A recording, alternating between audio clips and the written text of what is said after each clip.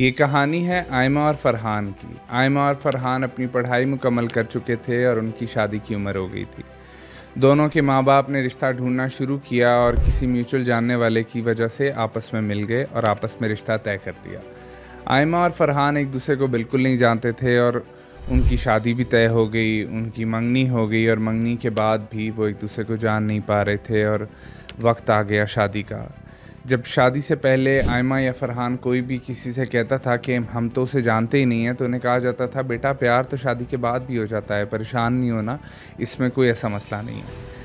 जिसकी वजह से जब शादी का दिन आया तो आयमा की आंखों से आंसू बह रहे थे। लोगों ने कहा कि खुशी के आंसू हैं, लेकिन आयमा अपने दिल में जानती थी कि वो इसलिए परेशान थी कि वो ये कह रही थी कि मैं इस इंसान को तो बिल्कुल जानती नहीं हूँ जिससे मेरी शादी करवाई जा रही है। और दूसरी तरफ फरहान, जो कि एक ऐसा दूल्हा था जो लोगों के दरमियान घिरा हुआ था, तस्वीरें खींची जा रही थीं, वो भी अपने जहन में यही परेशानी लेकर बैठा था कि क्या ये मेरे लिए सही फ़ैसला है, क्या ये लड़की जिसके लिए मैंने हाँ की है, क्या ये हाँ सही है या सिर्फ़ और सिर्फ एक रस्म निभाने के लिए, एक रिवायत पूरी करने के लिए मैंने शादी के लिए हाँ कर दी है।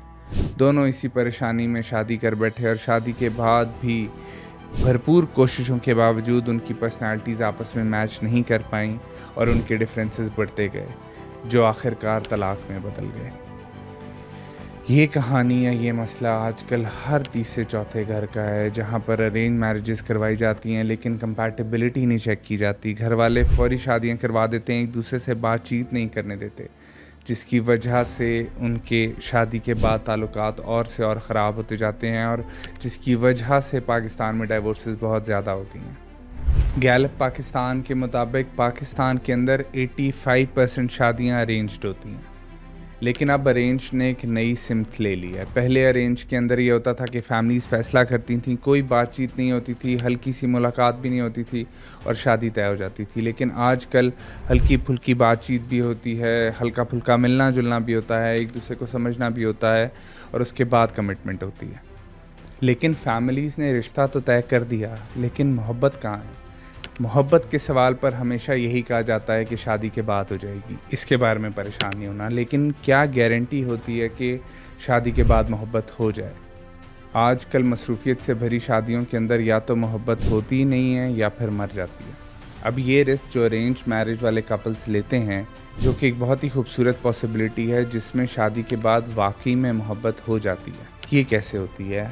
मोहब्बत बहुत ही खूबसूरत फूल की तरह खिल सकती है अगर उसे प्रॉपरली नर्चर किया जाए, अगर उसके ऊपर मेहनत की जाए। मोहब्बत वक्त मांगती है। ये एक ऐसा बाग है जिसको अगर प्रॉपरली टाइम दिया जाए, पानी दिया जाए, रोशनी दी जाए तो ये बाग खिल सकता है, ये मोहब्बत हो सकती है। लेकिन आपको उसे वक्त देना पड़ता है। उसके बाद फिर आपके दर्द साझी होने चाहिए, आपको फैमिली पॉलिटिक्स से इकट्ठे गुजरना चाहिए, आपको फाइनेंशियल स्ट्रगल से इकट्ठे गुजरना चाहिए। जब आप किसी भी स्ट्रगल से इकट्ठे गुजरते हो तब जाकर आपका बॉन्ड स्ट्रॉन्ग होता है। जब आपने ऊंच नीच इकट्ठे देखी होती है, उसमें एक दूसरे का सहारा बने होते हो आप, तब जाकर मोहब्बत ताकतवर होती है।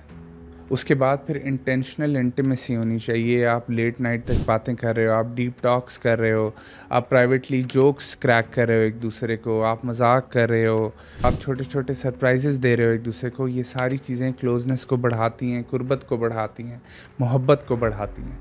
क्योंकि दोस्ती भी एक ऐसा रिश्ता है जो कि मोहब्बत को फ़रोग़ देता है। उसके बाद फिर एक रिश्ते में जब रिस्पेक्ट होती है तो मोहब्बत खुद ही आ जाती है। बहुत सारी रिसर्चेस हमें बताती हैं कि जो रिस्पेक्ट है वो पैशन से ज़्यादा ज़रूरी है। पैशन ख़त्म हो जाता है लेकिन रिस्पेक्ट रह जाती है और रिस्पेक्ट ही आपकी मोहब्बत को लेकर चलती है, उसे सस्टेन करवाती है। डॉक्टर रॉबर्ट एप्स्टाइन की हार्वर्ड की रिपोर्ट हमें बताती है कि अरेंज मैरिजेस के अंदर मोहब्बत टाइम के साथ बढ़ती जाती है, जबकि लव मैरिजेस के अंदर मोहब्बत हनीमून पीरियड के बाद फेड होना शुरू हो जाती है। अब ये वाली तस्वीर तो वो तस्वीर है जिसमें मोहब्बत हो जाती है अरेंज मैरिजेस के बाद, लेकिन इसकी एक दूसरी तस्वीर भी है जिसके अंदर मोहब्बत नहीं होती शादी के बाद। एक तो अगर आपका इमोशनल मिसमैच बहुत ज़्यादा है, आपकी पर्सनैलिटी टाइप्स ही ऐसी हैं जो एक दूसरे से अलाइन नहीं करती, तब भी अक्सर व बेशतर मोहब्बत नहीं होती, क्योंकि आप एक दूसरे की पर्सनैलिटी को समझ ही नहीं पा रहे होते, उसके साथ चल ही नहीं पा रहे होते, आप कंपैटिबल ही नहीं होते। दूसरी वजह ये होती है कि एडजस्ट करवाने की कोशिशों में लोग इतने ज़्यादा आगे निकल जाते हैं कि लोग अपने इमोशंस, अपनी फीलिंग्स दूसरे को बता ही नहीं पा रहे होते, जिसकी वजह से भी जो एक्चुअल एडजस्टमेंट चाहिए होती है वो नहीं हो पाती और कपल एक दूसरे से अलग हो जाते हैं। उसके बाद फिर अक्सर शादियों के अंदर साइलेंट ट्रॉमा होता है, जिसके अंदर आप फिज़िकली तो एक दूसरे के साथ होते हो लेकिन इमोशनली बहुत दूर होते हो, इमोशनली अकेले होते हो। फिज़िकल इंटीमेसी भी होती है लेकिन इमोशनल इंटीमेसी नहीं होती है, एक दूसरे से बात करने को कुछ नहीं होता, एक दूसरे के साथ कहीं जाने का दिल नहीं करता, लेकिन बस ज़िंदगी चल रही होती है, आप दिन गुजार रहे होते हो। उसके बाद फिर एक और बहुत बड़ी वजह जिसकी वजह से मोहब्बत नहीं हो पाती शादी के बाद, वो ये है कि आप जब भी एक दूसरे से बात करते हो, आप ग्रॉसरीज़ की बात करते हो, बिल्स की बात करते हो, करियर की बात करते हो, एक दूसरे की बात नहीं करते, मोहब्बत की बात नहीं करते, एक दूसरे के दिल की बात नहीं करते, एक दूसरे के हाल की बात नहीं करते। सिर्फ एज अ फैमिली एक जो मुस्तकबिल आपने सोचा होता है जो कि मटीरियलिस्टिक चीज़ों से एसोसिएटेड होता है, उसी के बारे में सोचते रहते हो। UN वुमेन साउथ एशिया की रिपोर्ट हमें बताती है कि इमोशनल निगलेक्ट टॉप 3 रीजंस में आता है जिनकी वजह से देसी मैरिजेस ख़त्म हो जाती हैं। पाकिस्तान की सच्चाई ये है कि यहाँ पर ज़्यादातर कपल्स एक दूसरे के साथ दहाइयों तक रहते हैं लेकिन एक दूसरे से मोहब्बत नहीं होती उन्हें। बग़ैर मोहब्बत के जीना सीख लिया होता है उन्होंने और वही ज़िंदगी बस गुजारते जा रहे होते हैं क्योंकि बच्चे हो गए होते हैं, ज़िम्मेदारियाँ होती हैं और एक दूसरे से अलग हो नहीं सकते, तो बस ज़िंदगी गुजर रही है और दिन कट रहे हैं।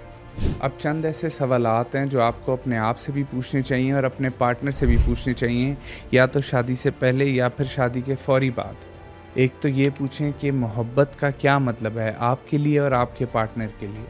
वो क्या समझती है या समझता है कि मोहब्बत क्या होती है, मोहब्बत का मतलब कैसा है, मोहब्बत को एक्सप्रेस कैसे किया जाता है। और आप अपने आप से भी यही सवाल करें कि आप क्या समझते हैं, मोहब्बत को कैसे एक्सप्रेस करें, मोहब्बत है क्या एफ़र्ट्स में मोहब्बत छुपी है या अल्फाज में मोहब्बत छुपी है, आप दोनों के मतलब क्या है मोहब्बत के, क्या वो एक दूसरे से अलाइन होते हैं या नहीं होते।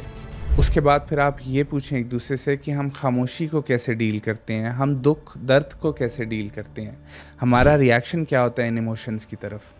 फिर एक दूसरे से पूछें कि क्या हम एक दूसरे के साथ हंस सकते हैं, क्या हम एक दूसरे के साथ रो सकते हैं, क्या हमारी इस तरह की बॉन्डिंग हो सकती है कि हम एक दूसरे के साथ इतने फ्रैंक हों कि हम इस तरह के इंटीमेट इमोशंस एक दूसरे के साथ शेयर कर सकें। और फिर आखिरी और सबसे ज़्यादा ज़रूरी सवाल ये है कि आप एक दूसरे से ये पूछें कि क्या हम सिर्फ रूममेट्स हैं या हम लाइफ पार्टनर्स हैं, क्योंकि रूममेट्स और लाइफ पार्टनर्स में बहुत फ़र्क है जो कि आजकल समझा नहीं जाता, स्पेशली साउथ एशियन कंट्रीज़ में जहाँ पर बस लोग एक दूसरे के साथ रह रहे हैं और नाम उसे मोहब्बत का दिया हुआ है, नाम उसे शादी का दिया हुआ है। हमें शादी करना आता है लेकिन हमें हम सफ़र बनना नहीं आता। अब आप आखिरकार ऐसा कर क्या सकते हैं कि आपकी शादी के अंदर मोहब्बत रहे, या फिर अगर मोहब्बत है नहीं तो मोहब्बत आ जाए। आप अपने पार्टनर के साथ बाहर जाएं, सेलिब्रेट करें, छोटी छोटी खुशियां सेलिब्रेट करें, छोटे छोटे मोमेंट्स सेलिब्रेट करें, उसके साथ मेमोरीज़ बनाएं, क्योंकि सारी मोहब्बत मेमोरीज़ में ही छुपी होती है।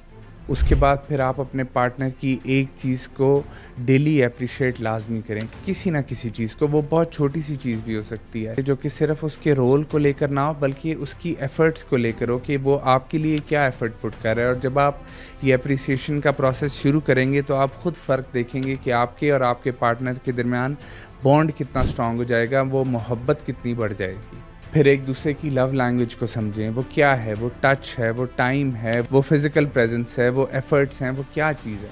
एक दूसरे की लव लैंग्वेज को जब आप समझ जाएंगे तो आप उनको उसी तरीके से रिस्पॉन्ड कर सकेंगे और आप समझ सकेंगे कि अच्छा ये इंसान मुझसे कितना प्यार करता है, बजाय इसके कि आप खुद ही से अज्यूम करते जाएं कि नहीं लव लैंग्वेज सिर्फ ये हो सकती है और उसने ये नहीं किया इसका मतलब वो मेरे से प्यार नहीं करता या वो मेरे से प्यार नहीं करती। उसके बाद फिर आपस में ईगो को बिल्कुल ख़त्म कर दें। ये जो ईगो है ये एक ऐसी चीज़ है जो कि रिश्तों को तबाह बर्बाद कर देती है। हम की बात करें, मैं से निकल आएँ, अपने अंदर की मैं को मार दें, क्योंकि ये रिश्ता कोई आम रिश्ता नहीं है, ये वो रिश्ता है जिसने सारी ज़िंदगी आपके साथ चलना है। तो इसके बीच में ईगो को लाकर सिर्फ तबाही होगी, उसके अलावा और कुछ भी नहीं होगा। अगर हम अपने मुआशरे में देखें तो हमें हज़ारों ऐसी कहानियाँ मिल जाएंगी। कहीं पर लोग ये कहते हैं कि जब मेरी पहली रात अपने पार्टनर से मुलाकात हुई तो हमारे दरमियान सिर्फ़ खामोशी थी, कोई बात नहीं थी करने को, लेकिन आज हमारी ज़िंदगी में सिर्फ बहारें हैं, खुशियाँ हैं और हम एक दूसरे को समझते हैं। जबकि दूसरी तरफ हमें ऐसे लोग भी मिलते हैं जो कि ये कहते हैं कि उसने कभी मौका ही नहीं दिया मुझे कि मैं उसे समझ पाऊँ, और ना ही उसने मुझे समझा। और ये ज़्यादातर वो रिश्ते होते हैं जो कि ख़त्म हो गए होते हैं। तो इसलिए रिश्ते तय करना बहुत आसान है, लेकिन रिश्ते निभाना मुश्किल है। उन रिश्तों के अंदर मोहब्बत लाना मुश्किल है, और मोहब्बत इंटेंशनल एफ़र्ट से लाई जाती है, कोशिश से लाई जाती है। उस सारे रिश्ते को ऐसे छोड़ देने से मोहब्बत नहीं आती। मोहब्बत तभी आती है जब लोग अपने आप से ज़्यादा दूसरे को समझने की कोशिश करते हैं। शादी से पहले सिर्फ़ रिश्ता होता है, लेकिन शादी के बाद मोहब्बत का असल इम्तिहान शुरू होता है। तभी जाकर पता चलता है कि आप दूसरे के लिए क्या कुछ कर सकते हैं, आप कितने सेल्फ़लेस हैं, आप दूसरे के साथ मोहब्बत का रिश्ता कायम करने में कितनी मेहनत कर सकते हैं। और यही मेहनत आपको भी करनी पड़ेगी अगर आप अरेंज मैरिज कर रहे हैं या करने वाले हैं, क्योंकि मोहब्बत से ही आपकी ज़िंदगी खूबसूरत बनेगी। बग़ैर मोहब्बत के आपकी ज़िंदगी जहन्नुम हो जाएगी, सिर्फ़ दिन काटेंगे और कुछ भी नहीं होगा। और ज़िंदगी बहुत खूबसूरत है, इसे ऐसे बर्बाद ना करें कि आप सिर्फ दिन काट रहे हैं और ज़िंदगी में ना कोई खुशियाँ हो ना बहारें हों। और वो खुशियाँ वो बहारें सिर्फ आप ला सकते हैं, अपने लिए भी और अपने पार्टनर के लिए भी। इसलिए अपने रिश्ते को वक्त दें, उसमें मेहनत करें और उसमें मोहब्बत ढूंढें, क्योंकि वो मोहब्बत वही है, सिर्फ ढूंढने वाली नज़र और कोशिश करने वाला दिल चाहिए।